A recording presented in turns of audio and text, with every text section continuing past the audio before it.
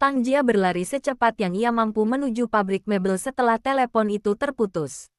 Dadanya terasa sesak, napasnya memburu, sementara pikirannya dipenuhi bayangan buruk yang selama ini selalu ia coba singkirkan. Ketika ia tiba di depan gerbang pabrik, beberapa pekerja sudah berkumpul. Mengelilingi sebuah tandu sederhana, serbuk kayu memenuhi udara, aroma kayu basah bercampur dengan bau oli mesin memenuhi setiap sudut bangunan tua itu. Di atas tandu, ayahnya terbaring, pucat dengan pakaian penuh debu dan serpihan kayu yang masih menempel di rambutnya. Tangan lelaki tua itu dipenuhi luka lecet, sementara napasnya terdengar berat. Tang Jia langsung berlutut di sampingnya, menggenggam tangan yang sudah dingin itu sambil menahan air mata yang akhirnya jatuh tanpa bisa dibendung. Ia baru menyadari bahwa selama ini ayahnya tidak pernah benar-benar pergi berolahraga setiap pagi. Semua alasan tentang berjalan bersama Paman Chen hanyalah kebohongan yang sengaja dibuat agar dirinya tidak mengetahui bahwa sang ayah diam-diam bekerja mengangkat papan kayu demi membantu membayar biaya pengobatan dan meringankan beban putrinya. Pemilik pabrik mendekat dengan wajah cemas. Ia menjelaskan bahwa Tang Mingsheng tetap memaksa bekerja meskipun wajahnya terlihat pucat sejak pagi. Beberapa kali ia disuruh beristirahat, tetapi lelaki tua itu hanya tersenyum sambil berkata bahwa keluarganya sedang membutuhkan uang. Saat hendak mengangkat papan ranjang bekas yang sangat berat menuju mesin pemotong, tubuhnya tiba-tiba kehilangan tenaga. Ia terjatuh bersamaan dengan papan besar yang kemudian menimpa tubuhnya. Beruntung para pekerja segera menarik papan itu sebelum terjadi hal yang lebih buruk. Tang Jia tidak sanggup berkata apa-apa. Ia hanya terus meminta ambulans datang lebih cepat. Sementara kedua tangannya tidak pernah melepaskan tangan ayahnya. Dalam hati ia terus menyalahkan dirinya sendiri. Semua penderitaan ini terjadi karena ia tidak mampu memberikan kehidupan yang layak bagi satu-satunya keluarga yang masih ia miliki. Di rumah sakit, dokter kembali melakukan pemeriksaan menyeluruh. Hasilnya membuat hati Tang Jia semakin tenggelam. Kondisi ginjal ayahnya memburuk akibat kelelahan yang berlebihan. Dokter menjelaskan bahwa dialisis tidak boleh lagi ditunda, dan pasien sama sekali tidak boleh melakukan pekerjaan berat. Jika terus dipaksakan, risiko gagal organ akan meningkat dengan sangat cepat. Tang Jia hanya mampu mengangguk sambil menggigit bibirnya hingga hampir berdarah. Ketika dokter meninggalkan ruangan, ia membuka tas ayahnya untuk mencari kartu identitas yang diperlukan administrasi. Namun yang ia temukan justru sebuah amplop lusuh berisi lembaran uang hasil kerja harian, beberapa kwitansi pembayaran obat, dan sebuah buku kecil yang dipenuhi catatan pengeluaran. Di halaman terakhir tertulis dengan tulisan tangan yang mulai gemetar bahwa jika dirinya bisa bekerja selama 2 bulan lagi, maka uangnya mungkin cukup untuk membantu Tang Jia melunasi utang dan tetap menjalani dialisis beberapa kali lagi. Membaca tulisan itu membuat Tang Jia menangis tanpa suara. Ia memeluk buku kecil tersebut erat-erat sambil menundukkan kepala di samping ranjang ayahnya. Saat Tang Mingsheng perlahan membuka mata, hal pertama yang ia lakukan bukan menanyakan keadaannya sendiri, melainkan meminta maaf kepada putrinya karena telah membuatnya khawatir. Tang Jia tidak mampu lagi menyembunyikan emosinya. Dengan suara bergetar ia mengaku sudah mengetahui semuanya, mulai dari kebohongan tentang olahraga pagi hingga pekerjaan kasar yang diam-diam dilakukan ayahnya setiap hari. Lelaki tua itu hanya tersenyum lemah. Ia berkata bahwa seorang ayah tidak boleh menjadi beban bagi anaknya. Selama masih mampu berdiri, ia ingin terus bekerja agar putrinya tidak perlu mengorbankan harga dirinya demi uang.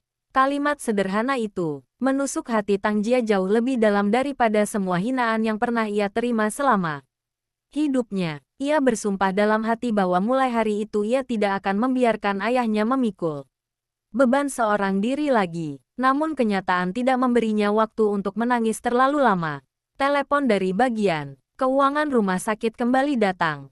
Biaya rawat inap, pemeriksaan tambahan, dan jadwal dialisis berikutnya harus segera dibayar. Jumlahnya jauh lebih besar daripada tabungan yang ia miliki. Tang Jia memandangi layar telepon cukup lama sebelum akhirnya menghubungi beberapa orang yang pernah dikenalnya. Satu demi satu menolak dengan berbagai alasan. Ada yang mengatakan sedang kesulitan. Ada yang pura-pura tidak mengenalnya lagi. Bahkan ada yang langsung memutus sambungan telepon setelah mendengar namanya. Pada akhirnya ia hanya duduk sendirian di lorong rumah sakit dengan mata kosong.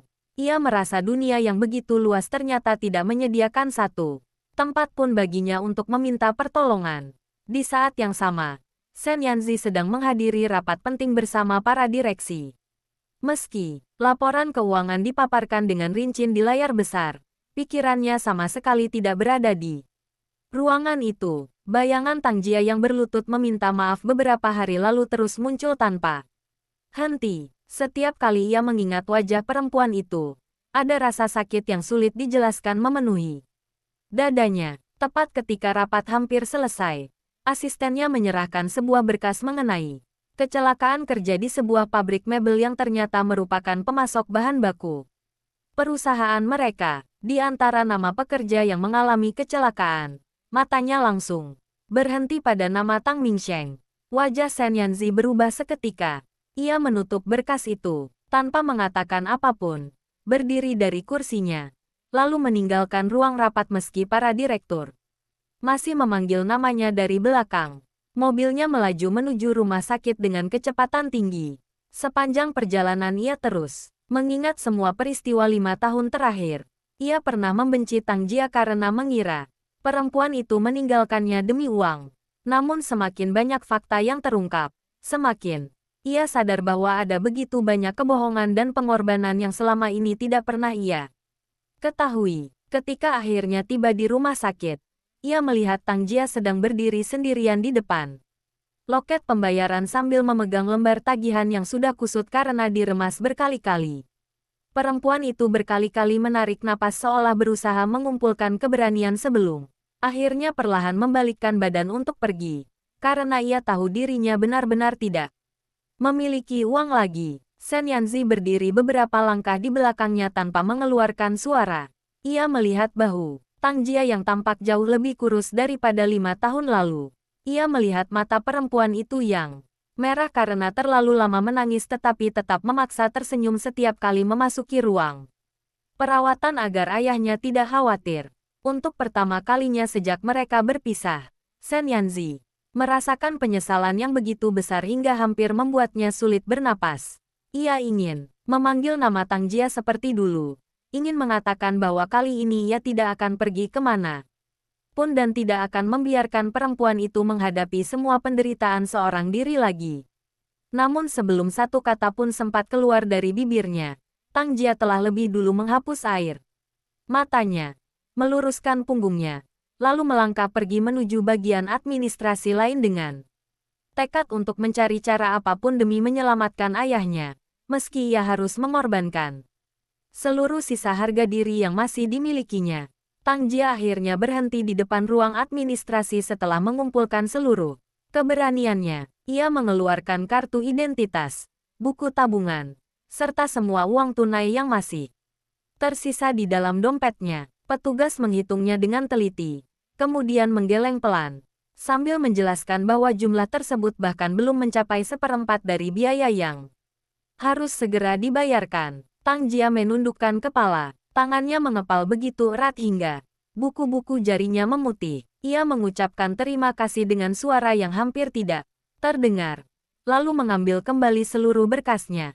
Begitu keluar dari loket, langkahnya melemah. Dunia di sekelilingnya terasa begitu sunyi meskipun lorong rumah sakit dipenuhi lalu lalang pasien dan keluarga mereka. Selama hidupnya, ia sudah berkali-kali menghadapi kesulitan. Tetapi belum pernah ia merasa begitu tidak berdaya seperti hari itu. Tanpa ia sadari, Shen Yanzi masih berdiri cukup jauh sambil memperhatikan setiap gerak-geriknya. Ia melihat bagaimana Tang Jia berusaha menyembunyikan rasa putus asa di balik wajah yang tetap tenang. Perempuan yang dulu selalu tersenyum cerah kini seolah kehilangan seluruh cahayanya. Shen Yanzi perlahan berjalan menuju loket administrasi setelah Tang Jia menghilang di tikungan lorong. Ia menyerahkan sebuah kartu kepada petugas dan meminta seluruh biaya pengobatan Tang Mingsheng dibayar tanpa memberi tahu siapapun siapa yang melunasinya. Petugas sempat terkejut melihat nominal yang langsung dibayarkan sekaligus, termasuk biaya dialisis beberapa bulan ke depan. Sen Yanzi hanya berkata dengan suara tenang bahwa keluarga pasien tidak boleh mengetahui identitas orang yang membayarnya. Setelah menerima tanda bukti pembayaran, ia berbalik dan pergi sebelum siapapun sempat mengucapkan terima kasih kepadanya. Sementara itu Tang Jia kembali memasuki ruang rawat dengan wajah yang telah ia paksa tenang.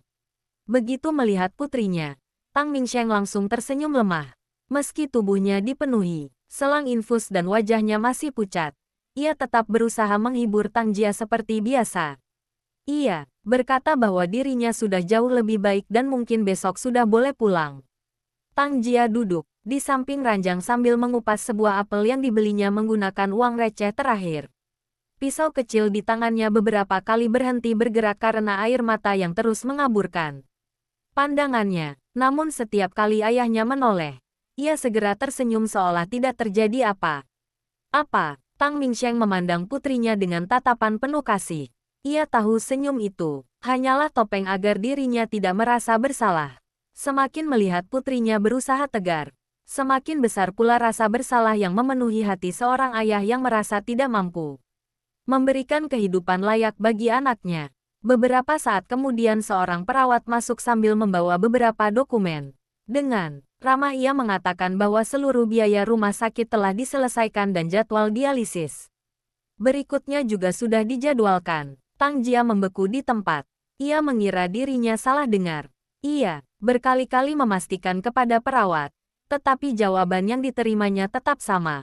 Semua administrasi sudah lunas. Bahkan rumah sakit telah menerima pembayaran untuk beberapa bulan ke depan. Perawat mengatakan bahwa seseorang telah datang tidak lama sebelumnya dan meminta identitasnya dirahasiakan. Setelah mengucapkan itu, perawat pun pergi meninggalkan ruangan. Tang Jia berdiri terpaku cukup lama. Dalam benaknya hanya ada beberapa nama yang mungkin mampu membayar biaya sebesar itu, tetapi tidak satu pun terasa masuk akal. Ia segera keluar, menuju bagian administrasi dan berusaha menanyakan identitas orang tersebut. Petugas hanya tersenyum meminta maaf karena sudah berjanji untuk tidak membocorkannya. Tang Jia akhirnya berjalan keluar rumah sakit dengan pikiran yang dipenuhi berbagai dugaan. Di sisi lain halaman rumah sakit, Sen Yanzi berdiri di balik kaca mobilnya. Ia melihat Tang Jia menatap ke segala arah, seolah mencari seseorang. Tangannya perlahan menggenggam kemudi semakin erat. Ada dorongan kuat untuk turun dan mengatakan bahwa semua itu adalah keputusannya sendiri. Namun setiap kali mengingat bagaimana ibunya pernah menghancurkan kehidupan perempuan itu, langkahnya kembali terhenti. Ia merasa dirinya tidak memiliki hak untuk menerima rasa terima kasih ataupun pengampunan. Saat mobil Sen Yanzi perlahan meninggalkan rumah sakit, sebuah panggilan masuk dari rumah. Keluarga Sen membuat ekspresinya berubah dingin. Ibunya meminta ia segera pulang karena sudah mengetahui bahwa dirinya diam-diam pergi ke rumah sakit. Sesampainya di rumah, suasana langsung dipenuhi ketegangan. Sang ibu meletakkan cangkir teh dengan suara keras di atas meja lalu menatap putranya tanpa sedikit pun berusaha menyembunyikan kemarahan. Ia bertanya apakah Sen Yanzi benar-benar telah membayar seluruh biaya pengobatan keluarga Tang. Sen Yanzi tidak membantah sedikit pun. Ia hanya menjawab bahwa semua itu menggunakan uang pribadinya dan tidak ada hubungannya dengan perusahaan maupun keluarganya. Jawaban itu justru membuat ibunya semakin marah. Dengan nada tajam ia mengingatkan kembali semua kejadian 5 tahun lalu. Menurutnya, Tang Jia adalah perempuan yang memilih uang dibandingkan cinta dan tidak pantas menerima belas kasihan sedikit pun. Sen Yanzi mendengarkan semua tuduhan itu tanpa memotong sepatah kata pun. Setelah ibunya selesai berbicara, ia perlahan mengangkat pandangan. Tatapannya jauh lebih tenang daripada sebelumnya, tetapi juga jauh lebih dingin. Ia berkata bahwa selama 5 tahun ia mempercayai semua perkataan ibunya tanpa pernah mencari kebenaran. Kini satu demi satu kenyataan mulai terbuka. Ia baru mengetahui bahwa Tang Jia menerima uang agar menjauh demi menyelamatkan dirinya yang sedang mengalami kecelakaan. Bahwa perempuan itu memikul seluruh hinaan sendirian. Dan bahwa Selama bertahun-tahun ia hidup dalam kemiskinan tanpa pernah meminta apapun kepadanya. Setiap kalimat yang diucapkannya membuat wajah sang ibu perlahan kehilangan ketenangannya. Perempuan itu mencoba menyangkal. Tetapi Shen Yanzi kali ini tidak lagi memberikan kesempatan. Dengan suara yang tetap tenang ia berkata bahwa dirinya tidak ingin lagi hidup berdasarkan kebohongan siapapun. Ia mengakui bahwa dirinya memang pernah membenci Tang Jia. Tetapi, kebencian itu ternyata dibangun di atas kenyataan yang telah diputarbalikkan. Selama bertahun-tahun ia menghukum orang yang justru paling terluka. Setelah mengucapkan kalimat itu, Shen Yanzi berdiri dan meninggalkan ruang tamu tanpa menoleh sedikit pun. Sang ibu terduduk diam. Untuk pertama kalinya sejak putranya dewasa, ia menyadari bahwa dirinya mulai kehilangan kendali atas hati anak yang selama ini selalu menuruti semua keputusannya. Malam itu Tang Jia kembali ke rumah bersama ayahnya yang akhirnya diizinkan pulang untuk beristirahat sementara sebelum menjalani dialisis berikutnya. Rumah kecil itu tetap sederhana, seperti biasa, tetapi suasananya terasa sedikit lebih hangat karena mereka masih bisa kembali bersama. Setelah memastikan ayahnya tertidur, Tang Jia duduk sendirian di ruang tamu yang gelap, sambil memandangi kwitansi rumah sakit yang sudah bertuliskan lunas. Ia membelai lembar kertas itu perlahan. Di dalam hatinya tumbuh rasa syukur sekaligus kegelisahan yang sulit dijelaskan. Ia berjanji pada dirinya sendiri bahwa siapapun orang yang telah menyelamatkan ayahnya, suatu hari nanti ia akan menemukan orang tersebut dan mengembalikan seluruh kebaikan itu, meskipun ia harus menghabiskan sisa hidupnya untuk melakukannya. Keesokan paginya Tang Jia bangun jauh sebelum matahari terbit. Ia menyiapkan bubur hangat, merebus obat-obatan yang harus diminum ayahnya, lalu membantu Tang Mingsheng duduk di meja makan. Lelaki tua itu beberapa kali berusaha bangkit untuk membantu, tetapi Tang Jia dengan lembut menahannya. Ia tersenyum sambil mengatakan bahwa mulai hari itu ayahnya hanya perlu memikirkan kesembuhan. Tang Mingsheng memandang putrinya cukup lama. Meski Tang Jia berusaha tampak tenang, ia bisa melihat lingkaran hitam di bawah mata putrinya yang jelas, menunjukkan bahwa semalaman ia tidak tidur. Hatinya dipenuhi rasa bersalah. Ia tahu putrinya sedang memikul beban yang jauh lebih berat daripada yang terlihat. Setelah memastikan ayahnya meminum obat tepat waktu, Tang Jia berangkat menuju perusahaan. Baru beberapa langkah memasuki ruang kerja, manajernya langsung memanggilnya ke ruang kantor. Wajah pria itu tidak lagi sekeras beberapa hari sebelumnya. Ia membuka sebuah map berisi dokumen, lalu menatap Tang Jia dengan sorot mata yang dipenuhi kebingungan. Ia berkata bahwa pagi-pagi sekali kantor pusat mengirimkan surat resmi yang memerintahkan agar seluruh sanksi terhadap Tang Jia dicabut. Tidak hanya itu, perusahaan juga membatalkan keputusan pemecatan yang sebelumnya hampir dijatuhkan kepadanya. Bahkan seluruh pinjaman pribadi yang selama ini menjeratnya melalui perusahaan dinyatakan lunas oleh seseorang yang tidak disebutkan namanya. Tang Jia terdiam beberapa saat. Ia benar-benar tidak mengerti apa yang sedang terjadi. Dalam waktu kurang dari 1 hari, biaya rumah sakit ayahnya dibayarkan. Kini masalah di tempat kerjanya pun tiba-tiba menghilang. Ia mencoba bertanya apakah manajernya mengetahui siapa yang mengambil keputusan tersebut. Pria itu menggeleng. Ia hanya mengatakan bahwa perintah itu datang langsung dari jajaran direksi dan tidak seorang pun berani mempertanyakannya. Sebelum Tang Jia keluar dari ruangan, manajer itu bahkan meminta maaf atas semua tekanan yang selama ini diberikan kepadanya. Tang Jia hanya membungkukkan badan pelan. Ia tidak menyimpan kebencian, tetapi perasaannya justru semakin dipenuhi tanda tanya. Pada saat yang sama, di gedung pusat grup Shen Yanzi memanggil seluruh pimpinan anak perusahaan. Suasana ruang rapat sangat sunyi. Ia meletakkan beberapa berkas hasil audit di atas meja, lalu meminta penjelasan mengenai berbagai praktik peminjaman uang kepada karyawan yang selama ini disamarkan sebagai bantuan internal perusahaan. Semakin banyak laporan dibuka, semakin dingin ekspresinya. Ternyata tidak sedikit atasan yang memanfaatkan kesulitan bawahan untuk memperoleh keuntungan pribadi. Salah satu nama yang muncul berulang kali adalah atasan langsung Tang Jia. Shen Yanzi menutup berkas itu perlahan. kemudian memutuskan seluruh praktik tersebut harus dihentikan hari itu juga. Seluruh dana yang diperoleh secara tidak sah wajib dikembalikan kepada para karyawan, sementara pihak yang terlibat akan dikenai sanksi berat. Kabar keputusan itu menyebar sangat cepat. Para pegawai saling berbisik di lorong kantor karena perubahan mendadak tersebut terasa begitu aneh. Tidak seorang pun mengetahui bahwa semua itu bermula dari seorang perempuan yang selama ini diam-diam menanggung penderitaan tanpa pernah mengeluh. Menjelang siang, Tang Jia menerima telepon dari rumah sakit. Jantungnya langsung berdegup kencang karena mengira kondisi ayahnya memburuk.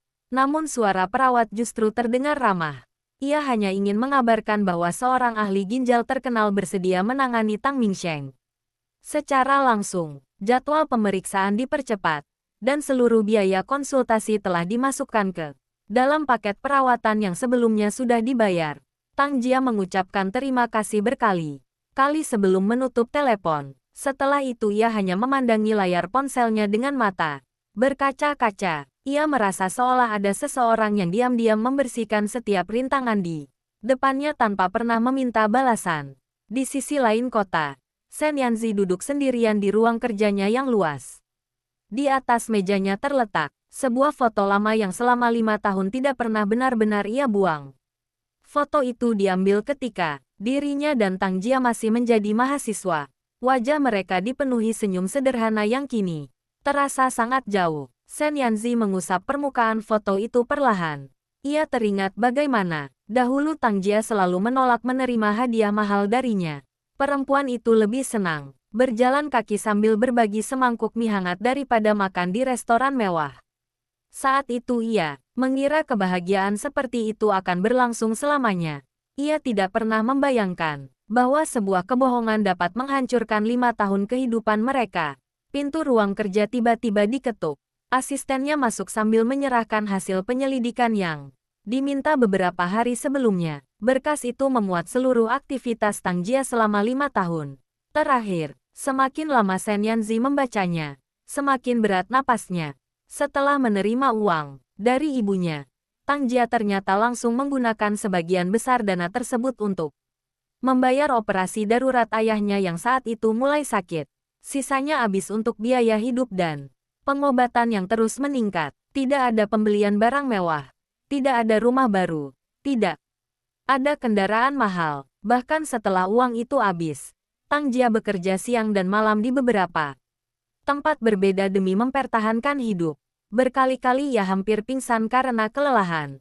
Tetapi tetap tidak pernah mencoba menghubungi Shen Yanzi. Di halaman terakhir terdapat salinan rekaman kamera pengawas dari 5 tahun lalu.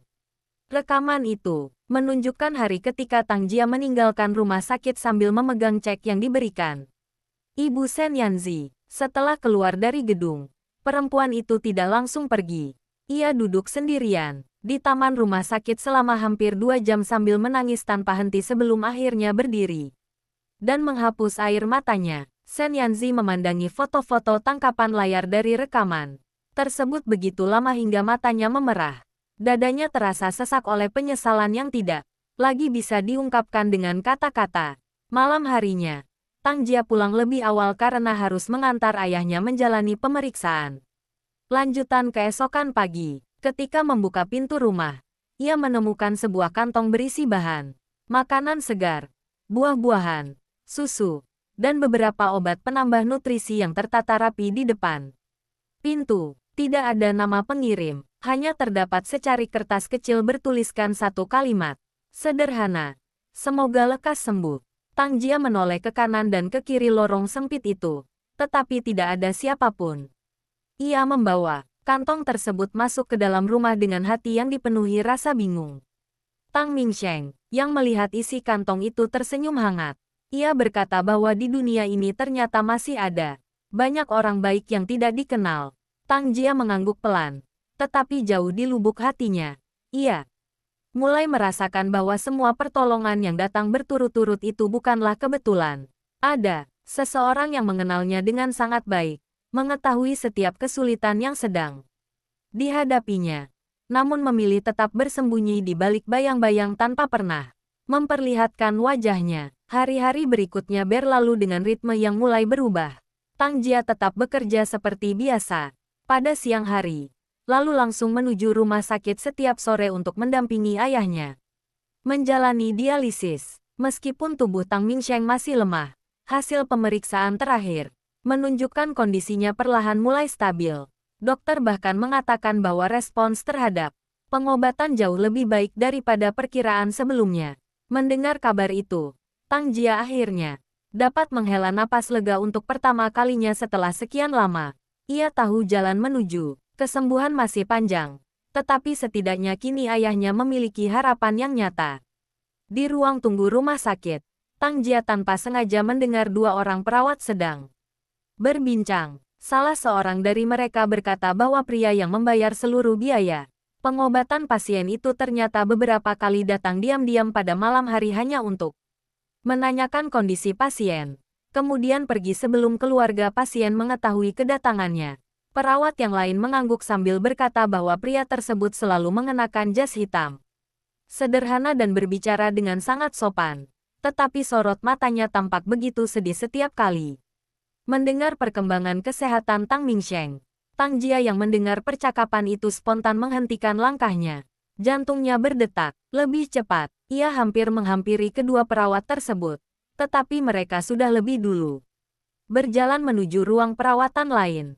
Sejak saat itu, rasa ingin tahunya semakin besar.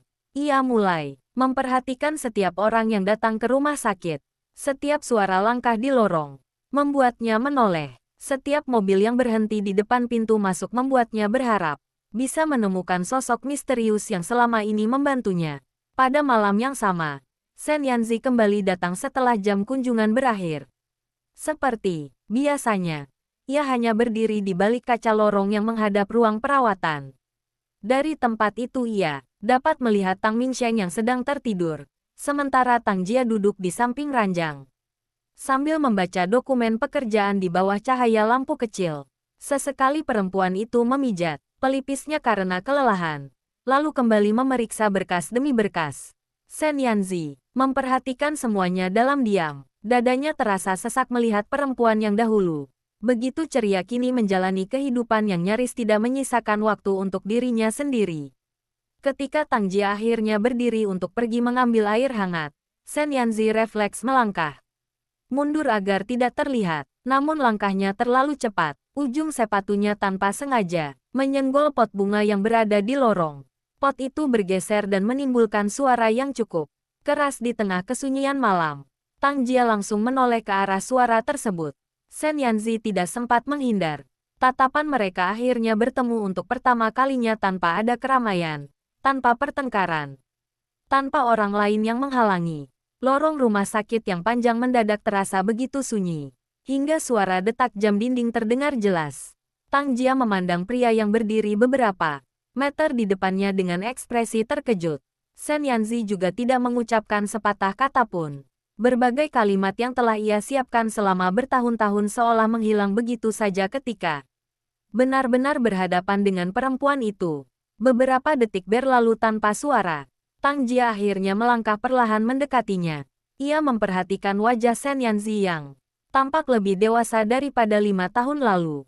Ada kelelahan yang tidak mampu disembunyikan di balik sorot matanya. Begitu pula Shen Yanzi. Ia melihat Tang Jia yang kini jauh lebih kurus. Tangan perempuan itu dipenuhi bekas luka kecil akibat terlalu sering bekerja, sementara wajahnya kehilangan rona sehat yang dulu begitu ia kenal. Tang Jia menghentikan langkahnya pada jarak yang cukup untuk berbicara tanpa harus meninggikan suara. Apa semua ini? Karena kamu. Shen Yanzi terdiam beberapa saat. Untuk pertama kalinya ia tidak berusaha menyembunyikan apa pun lagi. Iya, jawaban singkat itu membuat mata Tang Jia langsung memerah. Biaya rumah sakit, pekerjaan, dokter, semua itu. Iya, Tang Jia menggigit bibirnya. Ia menarik napas panjang sebelum berkata dengan suara yang bergetar. Kenapa? Shen Yanzi menundukkan kepala sejenak. Selama 5 tahun ia selalu menjadi orang yang penuh keyakinan dalam setiap keputusan bisnis. Namun di hadapan satu pertanyaan sederhana itu, ia merasa tidak memiliki keberanian sedikit pun. Karena aku baru tahu bahwa selama ini aku telah menyalahkan orang yang salah. Tang Jia memejamkan mata. Air mata perlahan mengalir di pipinya. Aku tidak membutuhkan rasa kasihan. Itu bukan rasa kasihan. Lalu apa? Itu penyesalan. Suasana kembali sunyi. Sen Yanzi mengangkat kepalanya perlahan. Suaranya tetap tenang. Tetapi setiap kata yang keluar terdengar jauh lebih berat daripada sebelumnya. Aku sudah mengetahui semuanya. Aku tahu ibuku mencarimu di rumah sakit. Aku tahu cek itu diberikan kepadamu agar kamu meninggalkanku. Aku tahu uang itu kamu gunakan untuk menyelamatkan ayahmu. Aku juga tahu selama 5 tahun ini kamu hidup sendirian menghadapi semuanya. Tang Jia memejamkan mata semakin erat. Seluruh rahasia yang selama ini ia kubur akhirnya terbuka. Namun anehnya, ia tidak merasa lega. Yang ia rasakan justru kelelahan yang sangat dalam. Aku tidak pernah ingin kamu tahu. Aku tahu. Kalau begitu, kenapa masih datang? Sen Yanzi tersenyum tipis. Senyum itu dipenuhi kepahitan yang bahkan sulit ia sembunyikan. Karena 5 tahun lalu, orang yang seharusnya percaya kepadamu justru menjadi orang pertama yang menghukummu. Tang Jia menatapnya tanpa berkedip. Aku datang bukan untuk memaksamu kembali. Sen Yanzi menarik napas panjang. Aku juga tidak datang untuk meminta kamu memaafkanku sekarang. Ia berhenti sejenak sebelum melanjutkan dengan suara yang jauh lebih pelan. Aku hanya ingin mulai memperbaiki semua kesalahan yang telah kubuat. Kalau suatu hari nanti, kamu tetap memutuskan untuk tidak memaafkanku, aku akan menerimanya. Tetapi setidaknya aku tidak akan lagi membiarkanmu menanggung semua penderitaan itu sendirian. Air mata Tang Jia terus mengalir tanpa mampu dihentikan. Ia memandang pria di hadapannya cukup lama, lalu perlahan menggeleng. Kamu terlambat, Yanzi. Kalimat sederhana itu membuat Sen Yanzi merasakan dadanya seperti diremas. Tang Jia menghapus air matanya dengan punggung tangan. 5 tahun yang lalu, yang paling kubutuhkan bukan uang, bukan kekuasaan, bukan bantuan. Suaranya mulai bergetar semakin kuat. Yang kubutuhkan hanya satu orang yang percaya kepadaku. Setelah mengucapkan kalimat itu, Tang Jia berbalik perlahan dan berjalan kembali menuju ruang perawatan ayahnya. Sen Yanzi tetap berdiri di tempatnya tanpa mencoba mengejar. Ia hanya memandangi punggung perempuan itu hingga pintu ruang perawatan tertutup perlahan, menyisakan lorong yang kembali sunyi. Sementara setiap langkah Tang Jia seakan membawa pergi kesempatan yang telah hilang selama 5 tahun terakhir. Malam itu menjadi malam yang paling panjang bagi keduanya. Tang Jia tetap duduk di samping ranjang ayahnya, tetapi pikirannya sama sekali tidak berada di dalam ruang perawatan. Setiap kata yang diucapkan Sen Yanzi terus terngiang di benaknya. 5 tahun yang ia habiskan untuk mengubur semua kenangan ternyata tidak benar-benar mampu menghapus perasaannya. Luka itu memang sudah membentuk bekas yang tebal. Tetapi setiap kali disentuh, rasa sakitnya tetap sama. Seperti hari pertama, ia memandang ayahnya yang tertidur pulas, lalu perlahan menggenggam tangan lelaki tua itu. Di dalam hati, ia bertanya kepada dirinya sendiri apakah seseorang yang pernah menghancurkan kepercayaannya masih pantas diberi kesempatan kedua. Namun setiap kali pertanyaan itu muncul, bayangan malam ketika Sen Yanzi mempercayai tuduhan tanpa mau mendengar penjelasannya kembali menghancurkan sedikit harapan yang sempat tumbuh. Di luar ruang perawatan, Sen Yanzi masih belum pergi. Ia duduk sendirian di bangku lorong rumah, sakit hingga hampir dini hari. Selama bertahun-tahun ia selalu percaya bahwa waktu dapat memperbaiki segalanya. Tetapi malam itu ia baru menyadari bahwa waktu tidak pernah benar-benar menyembuhkan luka yang dibiarkan terbuka. Waktu hanya membuat seseorang belajar hidup bersama rasa sakitnya. Kata-kata Tang Jia terus berputar di dalam kepalanya. Yang dibutuhkan perempuan itu 5 tahun lalu hanyalah kepercayaan. Sesuatu yang seharusnya sangat mudah ia berikan. Tetapi justru menjadi hal pertama yang ia cabut darinya. Keesokan paginya, Sen Yanzi meninggalkan rumah sakit sebelum Tang Jia keluar dari ruang perawatan. Ia tidak ingin membuat perempuan itu merasa tertekan. Namun sebelum pergi, ia meminta direktur rumah sakit agar seluruh informasi mengenai kondisi Tang Mingsheng dikirimkan kepadanya setiap hari, bukan untuk ikut campur, melainkan agar ia dapat memastikan tidak ada lagi kendala dalam proses pengobatan. Direktur yang mengenalnya sejak lama hanya mengangguk pelan.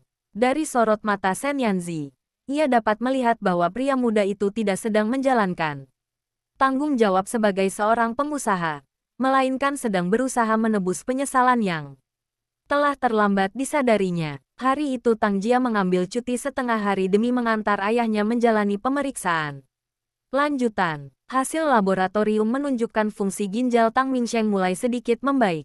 Dokter mengatakan bahwa jika kondisi tersebut dapat dipertahankan, peluangnya untuk menunggu donor ginjal akan jauh lebih besar. Mendengar kabar itu, Tang Mingsheng tersenyum lega. Namun, sesaat kemudian senyumnya menghilang ketika melihat putrinya diam sejak pagi. Saat mereka tiba di rumah, lelaki tua itu memanggil Tang Jia untuk duduk di sampingnya. Ayah ingin bertanya sesuatu. Tang Jia tersenyum kecil. Ayah ingin bertanya apa? Laki-laki yang tadi malam datang ke rumah sakit. Itu Sen Yanzi, bukan? Tang Jia terdiam. Tang Mingsheng menghela napas panjang. Ayah melihatnya dari balik jendela. Tang Jia perlahan menundukkan kepala. Ayah marah. Lelaki tua itu justru menggeleng pelan. Ayah hanya ingin tahu satu hal. Tang Jia mengangkat wajahnya perlahan. Sampai hari ini, apakah kamu masih mencintainya? Pertanyaan itu membuat seluruh tubuh Tang Jia membeku. Selama 5 tahun ia selalu menghindari pertanyaan tersebut. Ia menyibukkan diri dengan pekerjaan, pengobatan ayahnya, dan berbagai kesulitan hidup agar tidak perlu memikirkan jawabannya. Namun kini, ketika ayahnya menanyakan secara langsung, ia tidak lagi mampu berbohong. Air mata perlahan memenuhi matanya.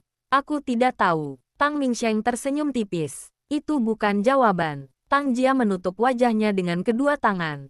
Aku benar-benar tidak tahu. Suaranya mulai pecah. Aku membencinya. Air mata jatuh melalui sela-sela jarinya. Tapi setiap kali mendengar namanya, hatiku masih sakit. Ia menarik napas yang bergetar. Kalau aku benar-benar sudah tidak mencintainya, seharusnya aku tidak sesakit ini. Tang Mingsheng tidak mengatakan apa-apa selama beberapa saat. Ia hanya menatap putrinya dengan penuh kasih sayang. Kamu tahu kenapa ayah tidak pernah membencinya? Tang Jia mengangkat kepala perlahan. Karena pada hari pertama aku bertemu dengannya, aku melihat bagaimana cara dia memandangmu. Tang Mingsheng tersenyum mengenang masa lalu. Seorang laki-laki mungkin bisa berpura-pura dengan kata-katanya, tapi matanya tidak bisa berbohong. Dia benar-benar mencintaimu. Tang Jia menggigit bibirnya. Lalu kenapa semuanya menjadi seperti ini? Tang Mingsheng memandang keluar jendela. Karena cinta saja tidak cukup. Dua orang yang saling mencintai juga membutuhkan kepercayaan. Kalimat itu membuat Tang Jia kembali terdiam. Sementara itu, di rumah keluarga Sen, suasana juga tidak kalah tegang. Ibu Sen Yanzi baru saja menerima laporan bahwa putranya menghentikan seluruh proyek kerja. Sama dengan beberapa perusahaan yang selama ini berada di bawah pengaruh keluarganya. Lebih mengejutkan lagi, Sen Yanzi juga mencabut seluruh kewenangan ibunya untuk ikut campur dalam urusan operasional perusahaan. Perempuan itu langsung mendatangi kantor pusat. Tanpa mengetuk pintu, ia masuk ke ruang kerja putranya.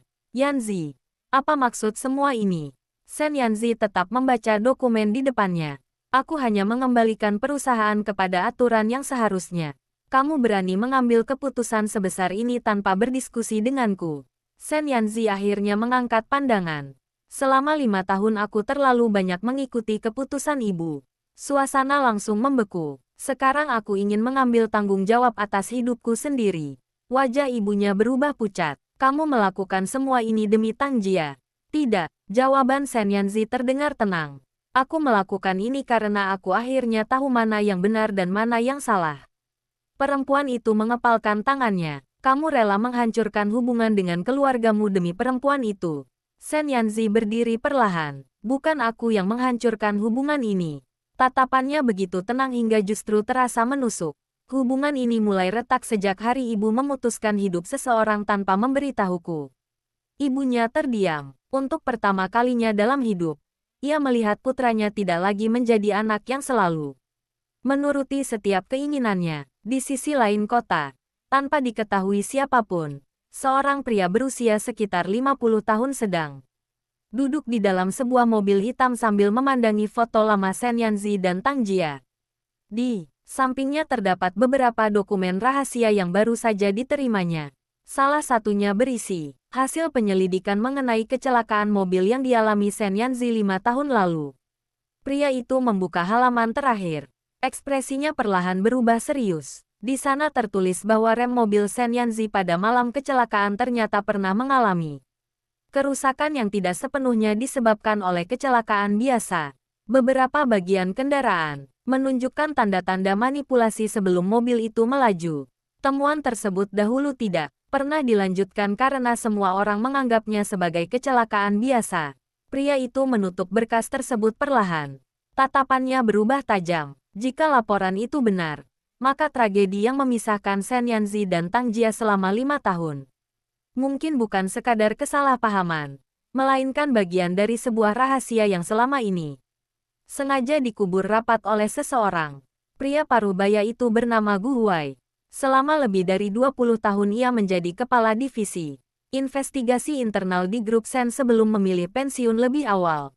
Meski telah meninggalkan perusahaan, hubungannya dengan almarhum ayah Shen Yanzi tetap sangat dekat.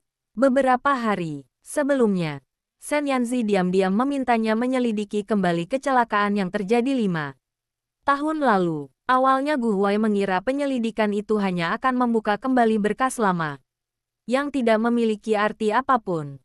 Namun semakin dalam ia menggali, semakin banyak kejanggalan yang muncul. Ia membuka kembali seluruh foto lokasi kejadian, laporan polisi, rekaman kamera lalu lintas, hingga catatan bengkel tempat mobil Shen Yanzi terakhir kali diservis. Potongan-potongan informasi yang dahulu tampak tidak berkaitan kini perlahan mulai membentuk gambaran yang jauh lebih mengkhawatirkan. Di dalam laporan teknisi independen terdapat catatan kecil yang nyaris terlewatkan. Salah satu baut pada sistem pengereman ditemukan tidak sesuai dengan spesifikasi asli kendaraan. Baut itu pernah dilepas dan dipasang kembali menggunakan alat yang berbeda dengan peralatan standar bengkel resmi. Saat itu temuan tersebut dianggap tidak cukup kuat untuk dijadikan bukti tindak sabotase. Karena mobil mengalami benturan yang sangat keras, kasus pun ditutup sebagai kecelakaan biasa. Namun kini, setelah seluruh dokumen dibandingkan satu sama lain, kemungkinan bahwa kecelakaan itu memang direncanakan mulai terlihat semakin nyata. Gu Huai segera menghubungi seorang mantan penyidik lalu lintas yang dulu menangani kasus tersebut. Keduanya bertemu di sebuah kedai teh sederhana yang jauh dari pusat kota. Setelah mendengar maksud kedatangannya, mantan penyidik itu menghela napas panjang sebelum mengeluarkan sebuah map tua yang sudah mulai menguning. Aku sebenarnya selalu merasa ada yang aneh. Gu Huai memandangnya serius. Kenapa waktu itu kasusnya dihentikan? Pria itu tersenyum pahit. Ada tekanan. Dari siapa? Ia menggeleng pelan. Aku tidak pernah diberitahu. Yang aku tahu hanya ada perintah agar penyelidikan dihentikan. Semua bukti yang belum lengkap diminta disimpan sebagai arsip. Gu Huai membuka map tersebut. Di dalamnya terdapat salinan rekaman kamera jalan raya yang tidak pernah dimasukkan ke dalam berkas utama. Rekaman itu menunjukkan sebuah mobil hitam mengikuti kendaraan Shen Yanzi selama hampir 30 menit sebelum kecelakaan terjadi. Nomor polisi mobil tersebut tidak terlihat jelas karena kualitas kamera yang buruk, tetapi keberadaannya cukup untuk menimbulkan kecurigaan baru. Sementara itu, tanpa mengetahui penyelidikan yang sedang berlangsung, Shen Yanzi mulai menjalani hari-harinya dengan cara yang berbeda. Ia tidak lagi berusaha mendekati Tang Jia secara langsung. Ia menghormati jarak yang diinginkan perempuan itu.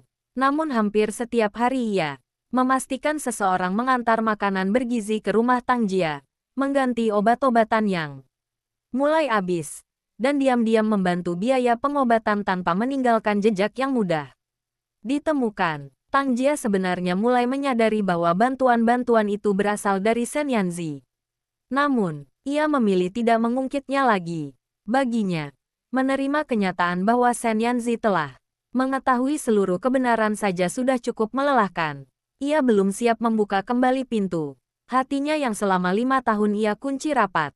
Beberapa hari kemudian, perusahaan tempat Tang Jia bekerja mengadakan rapat besar. Direksi pusat datang langsung untuk mengumumkan restrukturisasi menyeluruh.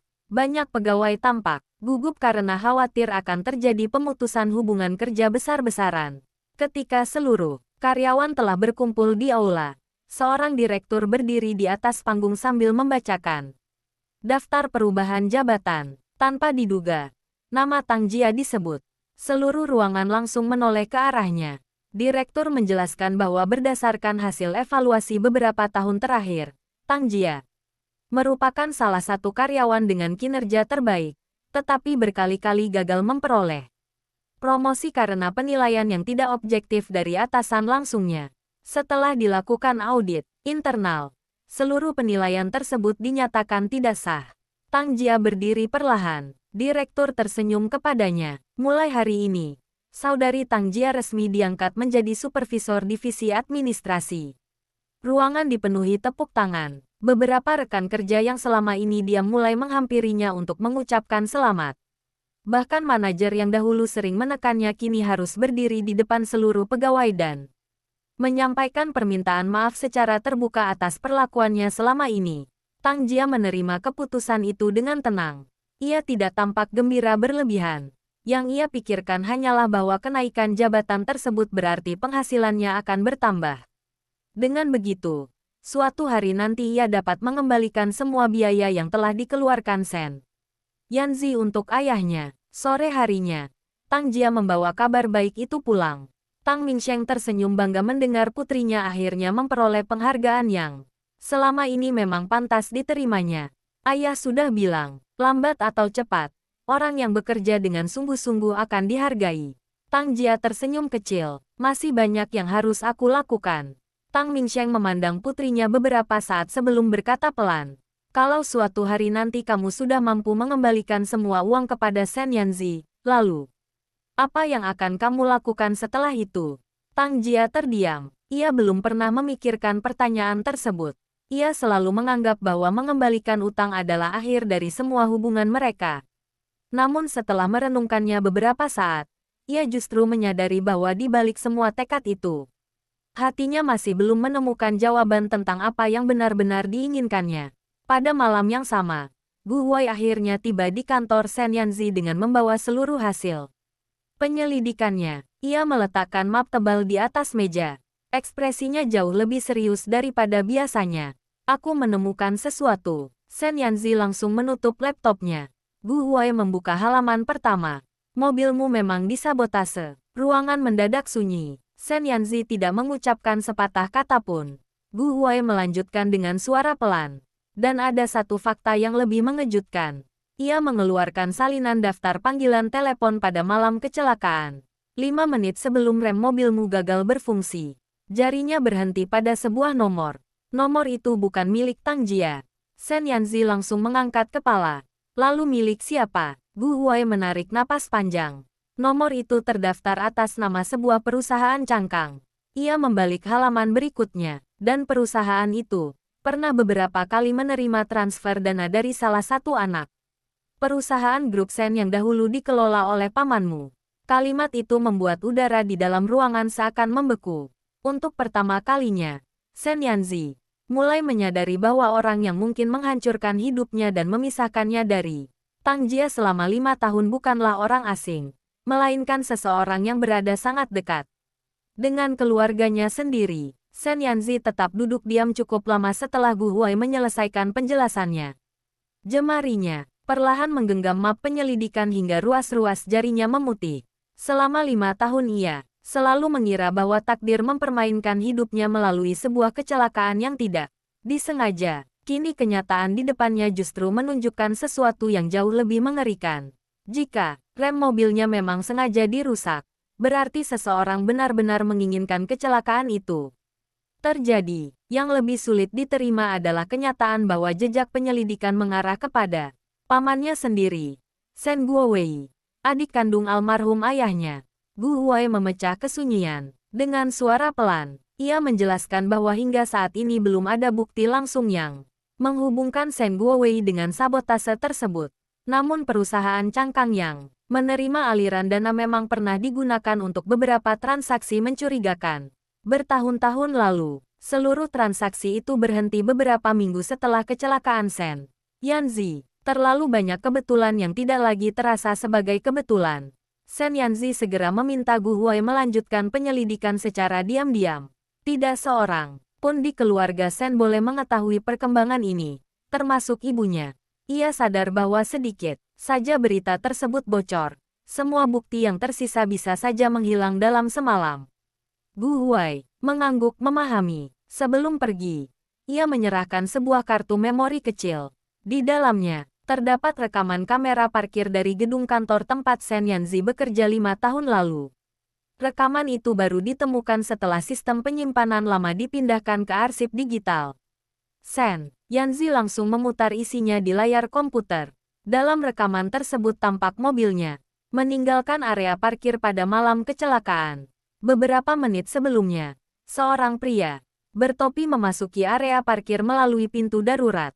Wajahnya tidak terlihat jelas karena tertutup masker dan posisi kamera terlalu jauh.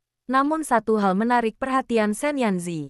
Pria itu keluar dari area parkir sambil mengenakan sarung tangan hitam dan membawa tas perkakas kecil. Beberapa menit setelahnya, mobil Sen Yanzi meninggalkan gedung. Rekaman itu berhenti tepat sebelum kecelakaan terjadi. Malam itu Sen Yanzi sama sekali tidak pulang ke rumah keluarga Sen. Ia memilih menginap di apartemen lamanya yang sudah bertahun-tahun tidak ditempati. Tempat itu masih menyimpan banyak kenangan bersama Tang Jia. Di salah satu laci meja kerja, ia menemukan sebuah kotak kecil berisi surat-surat lama. Di antara tumpukan kertas itu terdapat sebuah amplop yang belum pernah ia buka. Tanggal pada amplop menunjukkan waktu seminggu sebelum kecelakaan. Pengirimnya adalah Tang Jia. Dengan napas yang mulai tidak teratur, Sen Yanzi membuka amplop tersebut. Di dalamnya hanya ada selembar surat yang ditulis tangan. Tang Jia menuliskan bahwa ia ingin memperkenalkan Sen Yanzi kepada ayahnya secara resmi setelah proyek penelitian mereka selesai. Ia juga menulis bahwa dirinya telah diam-diam menabung sedikit demi sedikit untuk membeli cincin sederhana karena ia ingin melamar Sen Yanzi lebih dulu sebagai kejutan. Membaca surat itu membuat Sen Yanzi tidak lagi mampu menahan air matanya. Selama 5 tahun ia hidup dengan keyakinan bahwa Tang Jia meninggalkannya demi uang. Padahal bahkan sebelum semua tragedi terjadi, perempuan itu sudah merencanakan masa depan bersama dirinya. Sementara itu, kehidupan Tang Jia mulai sedikit lebih tenang. Dengan jabatan barunya, ia memperoleh gaji yang lebih baik dan jam kerja yang lebih teratur. Ia menggunakan penghasilan pertamanya sebagai supervisor untuk membeli sebuah kursi pijat sederhana bagi ayahnya. Tang Mingsheng sempat memarahinya karena menganggap uang itu seharusnya disimpan. Namun ketika melihat wajah bahagia putrinya saat memasang kursi tersebut di ruang tamu kecil mereka, lelaki tua itu akhirnya hanya tersenyum sambil mengusap kepala Tang Jia seperti ketika ia masih kecil. Malam itu mereka makan malam dengan lauk yang sedikit lebih istimewa daripada biasanya.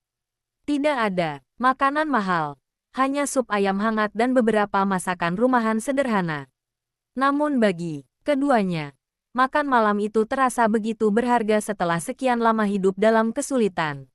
Beberapa hari kemudian, Tang Jia menerima telepon dari bagian sumber daya manusia kantor pusat. Ia diminta menghadiri sebuah pelatihan kepemimpinan yang berlangsung selama 3 hari di hotel milik grup Sen. Awalnya ia ingin menolak karena khawatir meninggalkan ayahnya sendirian.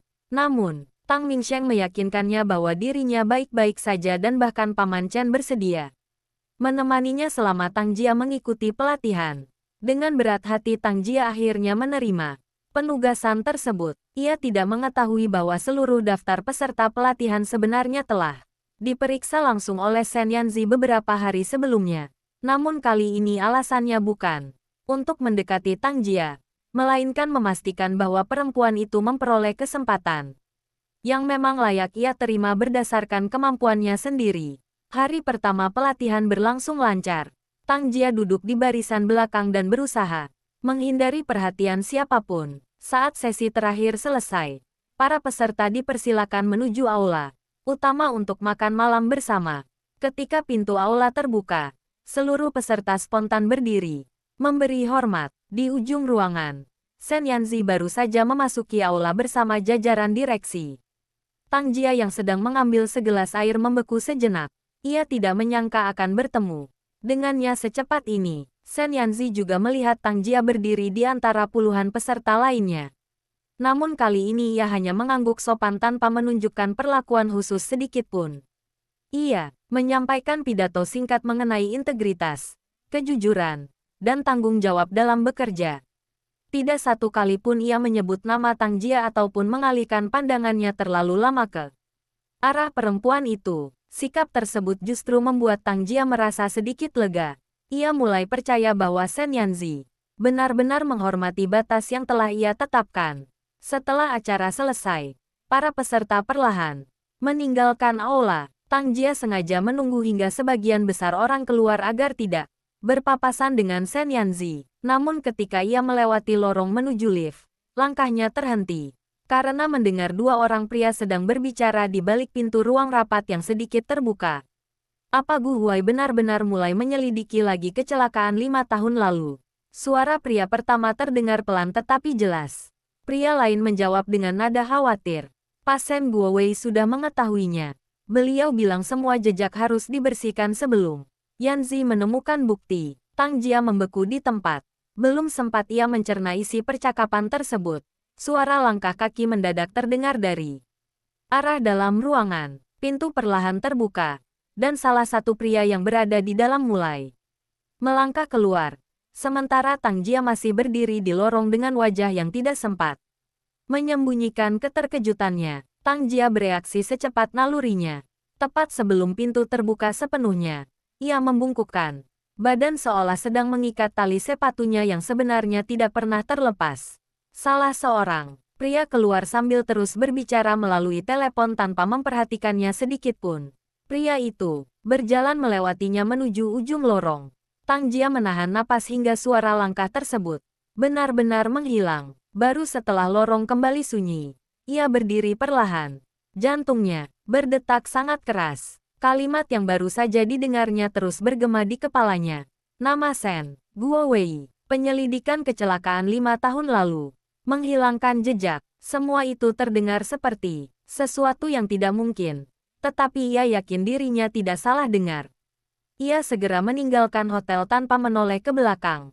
Selama perjalanan pulang, pikirannya dipenuhi berbagai kemungkinan. Jika benar kecelakaan Sen Yanzi bukanlah kecelakaan biasa, maka seluruh hidup mereka mungkin telah dihancurkan oleh seseorang yang sengaja mengatur semuanya. Namun Tang Jia juga sadar bahwa dugaan tanpa bukti hanya akan membawa masalah baru. Ia memutuskan menyimpan apa yang didengarnya untuk sementara waktu. Sesampainya di rumah, ia mendapati Tang Mingsheng sedang bermain catur dengan Paman Chen di ruang tamu. Wajah ayahnya terlihat jauh lebih segar dibandingkan beberapa minggu sebelumnya. Melihat putrinya pulang, Tang Mingsheng langsung tersenyum.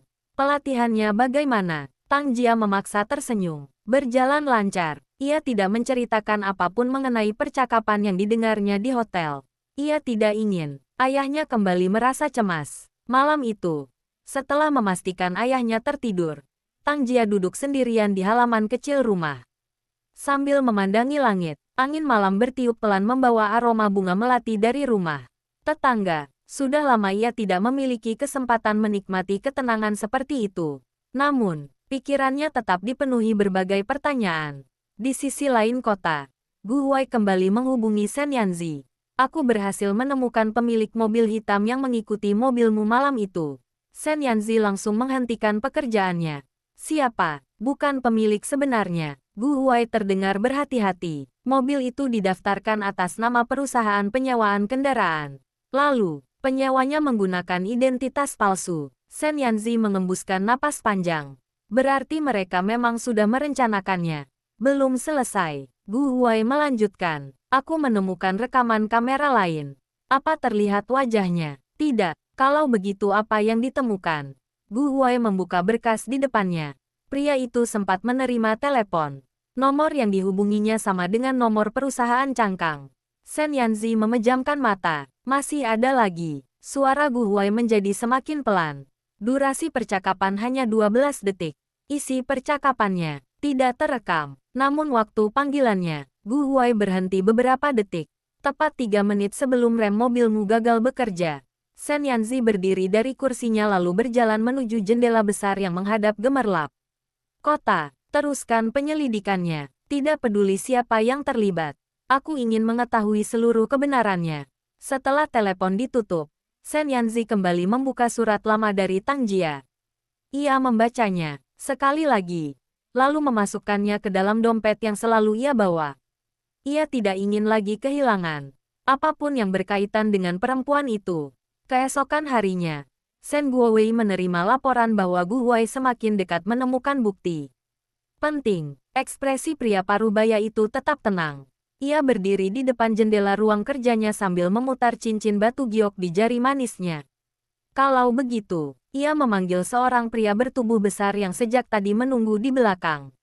Hentikan penyelidikan itu. Pria tersebut mengangguk. Dengan cara apa, Tuan? Sen Guowei tersenyum tipis. Aku tidak peduli. Asal Gu Huai berhenti. Pria bertubuh besar itu kembali bertanya. Kalau Sen Yanzi ikut campur. Sen Guowei menatap keluar jendela cukup lama sebelum menjawab. Dia keponakanku. Selama bertahun-tahun dia hanya mengetahui apa yang kuinginkan. Tetapi sekarang, tatapannya perlahan berubah dingin. Kalau dia terus menggali masa lalu, maka dia akan menjadi ancaman. Pada malam yang sama, Gu Huai baru saja meninggalkan kantor seorang mantan teknisi bengkel yang memberikan kesaksian baru mengenai kendaraan Sen Yanzi. Di dalam tasnya tersimpan salinan buku servis asli dan daftar komponen yang pernah diganti sebelum kecelakaan. Bukti itu dapat menjadi titik balik seluruh penyelidikan. Saat mobilnya memasuki jalan yang sepi di pinggiran kota, dua mobil hitam tiba-tiba muncul dari arah depan dan belakang. Gu Huai langsung menyadari ada yang tidak beres. Ia mencoba memutar kemudi untuk mencari jalan keluar. Namun mobil di belakang mempercepat laju dan menghantam bagian belakang kendaraannya. Dengan keras, mobil Gu Huai oleng. Tas berisi seluruh dokumen terjatuh ke lantai. Belum sempat ia mengambilnya, benturan kedua datang dari sisi kanan hingga kaca jendela pecah. Berhamburan, Gu Huai berusaha mengendalikan mobilnya sambil meraih telepon genggam. Dengan tangan yang mulai berlumuran darah, ia berhasil menekan nama terakhir yang baru saja dihubunginya. Telepon tersambung. Di ruang kerjanya, Sen Yanzi segera mengangkat panggilan itu. Namun yang terdengar bukan suara Gu Huai yang biasanya tenang. Yang terdengar hanyalah suara napas berat, benturan logam, dan teriakan seseorang dari kejauhan. Dengan suara yang sangat lemah, Gu Huai hanya sempat mengucapkan beberapa patah kata. Jangan percaya. Suara benturan keras kembali terdengar. Siapapun. Lalu sambungan telepon terputus. Di layar ponsel Sen Yanzi, panggilan berubah menjadi hening. Untuk sesaat, seluruh tubuhnya membeku. Kemudian ia langsung mengambil kunci mobil dan berlari keluar kantor tanpa memedulikan siapa pun yang memanggilnya. Sementara firasat buruk yang selama ini menghantuinya akhirnya berubah menjadi kenyataan. Sen Yanzi melajukan mobilnya menembus jalanan malam dengan kecepatan yang belum pernah ia lakukan sebelumnya. Kedua tangannya mencengkeram kemudi begitu erat hingga urat-urat di punggung tangannya menonjol. Berkali-kali ia mencoba menghubungi kembali nomor Gu Huai. Tetapi yang terdengar hanya nada sambung yang tidak pernah dijawab. Semakin lama, firasat buruk di dalam hatinya semakin kuat. Ia segera menghubungi kepala keamanan grup Sen dan memerintahkan seluruh tim keamanan perusahaan mencari lokasi terakhir telepon Gu Huai. Pada saat yang sama, ia juga menghubungi rumah sakit terbesar di kota untuk memastikan apakah ada korban kecelakaan yang baru saja dibawa masuk. Beberapa menit kemudian, lokasi terakhir telepon Gu Huai berhasil ditemukan. Sinyalnya berhenti di sebuah jalan industri tua yang jarang dilalui kendaraan pada malam hari. Tanpa menunggu siapa pun, Sen Yanzi langsung membelokkan mobil menuju lokasi tersebut. Ketika ia tiba, sirene ambulans dan mobil polisi sudah memenuhi jalan yang gelap itu. Lampu merah dan biru berkedip silih berganti menerangi aspal yang dipenuhi pecahan kaca. Mobil Gu Huai telah menghantam pembatas jalan dengan bagian depan yang hancur. Salah satu pintunya terbuka, sementara darah terlihat menetes dari kusen kendaraan hingga ke permukaan jalan. Sen Yanzi berlari menghampiri petugas. Di mana pengemudinya? Seorang polisi segera mengenalinya. Korban masih hidup. Kalimat itu membuat Sen Yanzi sedikit lega. Tapi kondisinya sangat kritis. Ambulans baru saja membawanya ke rumah sakit. Tanpa berkata apa-apa lagi, Sen Yanzi kembali masuk ke mobilnya dan mengikuti ambulans yang melaju dengan sirene meraung-raung di depan. Di rumah sakit, Gu Huai langsung dibawa ke ruang operasi. Dokter menjelaskan bahwa ia mengalami patah tulang di beberapa bagian tubuh, perdarahan dalam, serta benturan keras di kepala. Operasi harus segera dilakukan. Sen Yanzi berdiri di depan ruang operasi dengan pakaian yang masih dipenuhi debu dari lokasi kecelakaan. Waktu terasa berjalan sangat lambat. Setiap detik terasa seperti berjam-jam. Beberapa saat kemudian, seorang polisi menghampirinya. Kami menemukan sesuatu di lokasi kejadian. Sen Yanzi menoleh. Apa? Sepertinya pelaku bukan sekadar ingin menyebabkan kecelakaan. Polisi itu menyerahkan sebuah kantong barang bukti. Mobil korban sudah digeledah. Semua dokumen di dalam tasnya hilang. Sen Yanzi langsung membeku. Hilang. Polisi mengangguk. Tasnya ditemukan terbuka. Isinya sudah kosong. Jantung Sen Yanzi kembali berdegup keras. Berarti target utama mereka bukan Gu Huai, melainkan bukti-bukti yang sedang dibawanya. Sementara itu, beberapa kilometer dari rumah sakit, dua pria bertubuh besar memasuki sebuah gudang kosong di kawasan pelabuhan. Mereka meletakkan sebuah tas hitam di atas meja besi. Tak lama kemudian Sen Guowei datang. Salah seorang pria membuka tas tersebut. Semua dokumen berhasil kami ambil. Sen Guowei memeriksa satu persatu isi tas itu. Foto-foto, laporan teknisi, salinan rekaman kamera, daftar panggilan telepon. Semua bukti yang selama ini dikumpulkan Gu Huai berada di hadapannya. Ia tersenyum tipis. Lalu orangnya sempat lolos, tapi lukanya cukup parah. Sen Guowei menutup tas itu perlahan. Kalau dia selamat, kita akan punya masalah. Pria bertubuh besar itu langsung memahami maksud atasannya. Akan kami selesaikan. Sen Guowei menggeleng. Tidak, rumah sakit sekarang penuh polisi. Kita tunggu. Ia memandang tas berisi dokumen itu beberapa saat. Lagi pula, bukti-buktinya sudah ada di tangan kita. Tanpa mereka sadari, di sela-sela jahitan bagian dalam tas terdapat sebuah kantong kecil yang sobek. Akibat benturan saat kecelakaan, sebuah kartu memori berukuran sangat kecil terlepas dari tempatnya dan jatuh ke sela-sela jok mobil Gu Huai sebelum kendaraan itu diangkut derek. Tidak seorang pun melihatnya. Bahkan Gu Huai sendiri tidak sempat menyadari bahwa salinan terakhir seluruh penyelidikannya tidak lagi berada di dalam tas. Keesokan paginya, Tang Jia sedang bersiap berangkat bekerja ketika berita mengenai kecelakaan besar di kawasan industri muncul di televisi. Awalnya ia tidak terlalu memperhatikan. Namun ketika layar menampilkan lokasi kejadian, wajahnya langsung berubah. Itu adalah jalan yang beberapa hari lalu disebutkan Sen Yanzi ketika tanpa sengaja ia mendengar percakapan mengenai penyelidikan. Tang Jia merasakan firasat yang tidak enak. Beberapa menit kemudian ponselnya berdering. Nomor yang tidak dikenalnya muncul di layar. Ia mengangkat telepon. Halo, suara di seberang terdengar tenang. Apakah ini Nona Tang Jia? Benar, kami dari rumah sakit. Tang Jia langsung berdiri. Ada apa? Paman Gu Huai sudah sadar beberapa menit yang lalu. Tetapi, beliau terus menyebut nama Anda. Tang Jia terkejut. Nama saya. Iya, beliau mengatakan ada sesuatu yang harus segera diberitahukan kepada Anda. Tolong datang secepat mungkin. Tang Jia segera menutup telepon.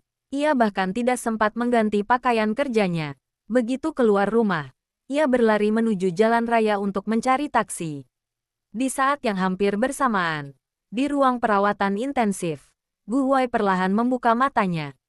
Napasnya masih sangat lemah. Seluruh tubuhnya dipenuhi perban. Di samping tempat tidurnya berdiri dua orang polisi. Namun Gu Huai sama sekali tidak memandang mereka. Tatapannya justru tertuju ke arah pintu. Dengan sisa tenaga yang dimilikinya, ia berbisik sangat pelan. Tang Jia, aku harus mengatakan yang sebenarnya. Belum sempat kalimat itu selesai. Monitor detak jantung di samping ranjang tiba-tiba berbunyi. Semakin cepat, dokter dan perawat segera berlari memasuki ruangan. Sementara di luar rumah sakit, sebuah mobil hitam berhenti perlahan di seberang jalan. Di dalam mobil itu, seorang pria mengenakan topi dan masker memandangi lantai tempat ruang perawatan Gu Huai berada melalui teropong kecil. Tangannya perlahan mengambil telepon genggam. Aku sudah menemukannya. Suara dingin Shen Guowei terdengar dari seberang. Kalau begitu, jangan biarkan dia sempat berbicara. Tang Jia tiba di rumah sakit dalam waktu kurang dari 20 menit. Napasnya masih memburu ketika ia berlari melewati pintu utama menuju ruang perawatan intensif. Begitu keluar dari lift, ia melihat 2 orang polisi berjaga di depan lorong, sementara beberapa perawat berlalu lalang. Dengan wajah tegang, ia segera memperkenalkan dirinya. Salah seorang polisi mengangguk dan mengatakan bahwa Gu Huai memang terus memanggil namanya sejak sadar. Namun dokter masih berusaha menstabilkan kondisinya. Tang Jia berdiri di depan kaca ruang perawatan dengan jantung berdebar. Ia belum pernah berbicara banyak dengan Gu Huai. Mereka hanya beberapa kali bertemu secara singkat ketika Shen Yanzi datang menemui ayahnya. Ia sama sekali tidak mengerti mengapa pria itu ingin bertemu dengannya. Dalam keadaan seperti ini, beberapa menit kemudian dokter keluar dari ruang perawatan. Kondisinya sudah sedikit stabil, tapi waktunya tidak banyak. Kalian hanya boleh berbicara sebentar. Tang Jia mengangguk cepat. Begitu memasuki ruangan, aroma obat dan suara alat-alat medis langsung memenuhi telinganya.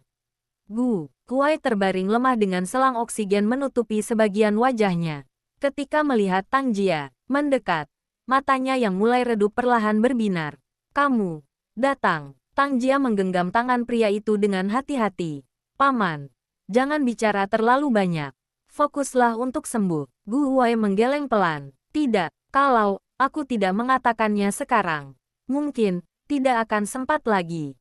Tang Jia menahan napas. Gu Huai berusaha mengangkat tangannya yang gemetar. Dengarkan baik-baik. Kecelakaan 5 tahun lalu. Bukan, belum sempat kalimat itu selesai.